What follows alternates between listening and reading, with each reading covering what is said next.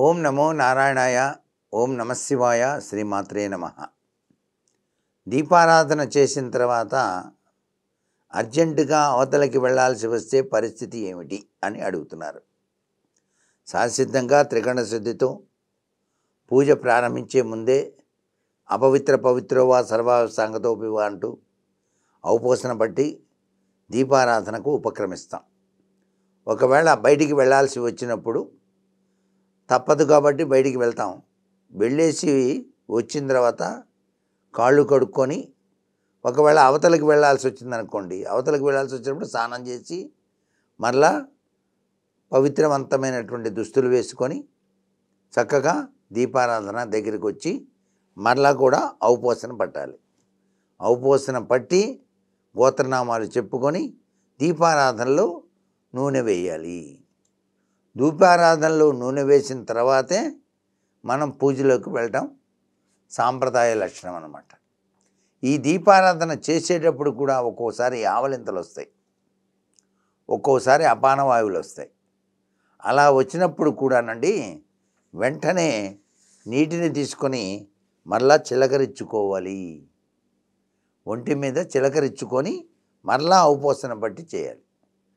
ఆవలింతలు రాకుండా ఉండాలని ప్రయత్నం చేసుకోవాలి. ఆవలింతలు వచ్చినప్పుడు మన కుడి చెవుని గనక ఈ యొక్క చేత్తో గనక ఇలా మూసివేస్తే ఆవలింత వలన వచ్చినటువంటి దురదృష్ట ప్రభావం తొలగిపోతుందని కూడా శాస్త్రంలో చెప్పారు. పొద్దుగులు ఆవలింతలు వస్తున్నాయండి, ఏమిటో పూజ చేసేటప్పుడు అంటే ఇతగాడికి నరఘోష నరప్రభావం ఎక్కువ ఉందన్నమాట. అంటే పూజ చేస్తే ఆ నరఘోష తొలగిపోతుందిగా, మరి దుష్కర్మ పోతుందిగా. అందుకని అది చేయనీయకుండా ఆపేస్తుంది అనమాట. ఎవరికైనా దిష్టి తగిలినప్పుడు దిష్టి తీసేయండి అని వెళ్తే వాళ్ళకి ఉప్పు పట్టుకొని దిష్టి తీసేయాలని ఇట్లా అన్నప్పుడు తెలియకుండానే అని చెప్పేసి ఆవలింతలు తెగొస్తాయి. ఏమిటనమాట అది? దిష్టి ఓవర్గా ఉంది నీకు, ఈ దిష్టి పోవడానికి నేను ఈ ఉప్పు పట్టుకొని తీస్తున్నాను అని చెప్పేసి చెప్పటం. అలాగే దీపారాధన చేసినప్పుడు కూడా మనకి లేనిపోని అపశృతులు, అంటే పూజ చేయనీయకుండా కనుక ఆటంకాలు ఏర్పడితే అది నీకు చాలా దిష్టి దోషం ఉన్నది బాబు అని చెప్పటం. ఈ దిష్టి దోషాన్ని తొలగించుకోవడానికి మనకు శాస్త్రంలో కొన్ని ఉపాయాలు చెప్పారు.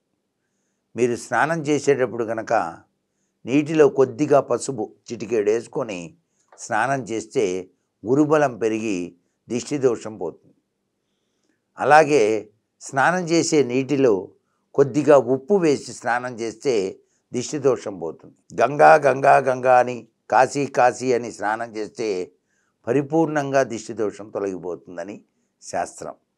చాలామంది అండి స్నానం చేసేటప్పుడు కూడాను గోత్రనామాలు చెప్పుకొని ఆ రోజు తిథి నక్షత్రం ఇవన్నీ కూడా చెప్పుకొని గంగా యమున సరస్వతి కృష్ణ కావేరి యమున అని చెప్పేసి చదువుకుంటూ స్నానం చేస్తారు.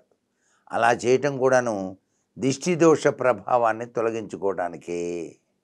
అంతేకాకుండా మనం పుణ్యతత్వంతో కూడినటువంటి ఒక అద్భుతవంతమైనటువంటి మాసాల్లో, అంటే కార్తీక మాసం, కార్తీక స్నానాలు చేస్తాం. అలాగే పుష్కర స్నానం ఆచరించేటప్పుడు కూడా కావేరీ నదిలో స్నానం చేస్తున్నాను అనుకోవాలట. కావేరీ నదిలో స్నానం చేస్తున్నాను అంటే పరిపూర్ణమైనటువంటి స్నానం ఆచరించినట్టు అవుతుంది, పుణ్యస్నానం ఆచరించినట్లు అవుతుంది అని కూడా శాస్త్రాల్లో చెప్పారు. ఇక దీపారాధన చేసేటప్పుడు మాత్రం మనం తప్పనిసరిగా అపవిత్ర పవిత్రోవా అని చెప్పేసి అనుకొని నీళ్లు చల్లుకొని ఔపోసన బట్టి దీపారాధన చేయాలి. అత్యవసర పరిస్థితి ఏర్పడి లేచి వెళ్ళాల్సి వచ్చినప్పుడు మరలా వచ్చి కాళ్ళు చేతులు కడుక్కొని మళ్ళీ వచ్చి మరలా ఔపోసన బట్టి దీపారాధనలో కొద్దిగా నూనె వేసి నమస్కారం చేసుకొని మన పూజ మనం ప్రారంభించాలి. ఇది శాస్త్రంలో చెప్పిన నిగూఢ రహస్యం. సర్వే జన సుఖినో భవంతు.